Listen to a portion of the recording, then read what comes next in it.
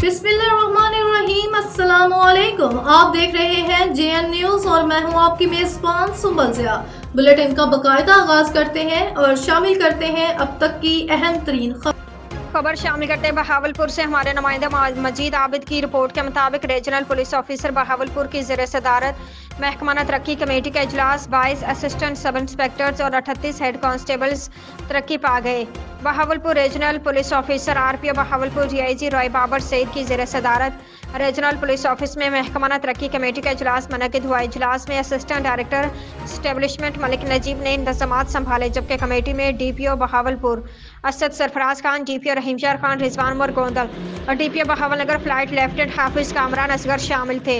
इजलास में सीनियरिटी और पेशेवराना कारकर्दगी के बुनियाद पर 22 असिस्टेंट सब इंस्पेक्टर्स को सब इंस्पेक्टर और 38 हेड कांस्टेबल्स को असिस्टेंट सब इंस्पेक्टर ASI के ओहदे पर तरक्की देने का फैसला किया गया।